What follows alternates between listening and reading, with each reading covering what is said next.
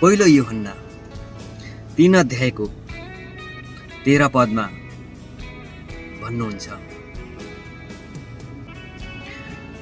संसारले तिमीहरूलाई घृणा गर्छ भने अचम्म नमान।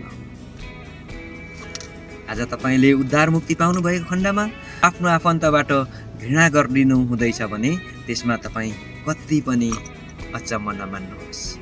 मर्कुसको पुस्तक 13 अध्यायको 13 पद, मेरो नाउँको कारणले तिमीहरू सबै मानिसहरूद्वारा घृणा गरिनेछ। ख्रिस्टले अघिबाट नै भन्नुभएको छ, मानिसहरूले चाहिँ तपाईँलाई र मलाई चाहिँ घृणा गर्नेछ भनेर। तपाईँले ख्रिस्टलाई आफ्नो मुक्तिदाता भनेर स्वीकार्नु भएको कारण मानिसहरूद्वारा त तपाईँ घृणा गरिनु भए तापनि परमेश्वरको नजरमा चाहिँ तपाईँ यशायाको पुस्तक 43 अध्यायको 4 पद अनुसार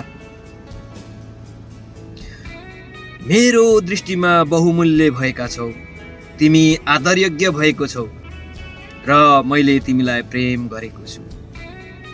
परमेश्वरले चाहिँ तपाईँलाई प्रेम गर्नुभएको छ, तपाईँलाई परमेश्वरको समीपमा एउटा आदर योग्य बनाउनु भएको छ र तपाईँ परमेश्वरको नजरमा बहुमूल्य हुनुभएको छ।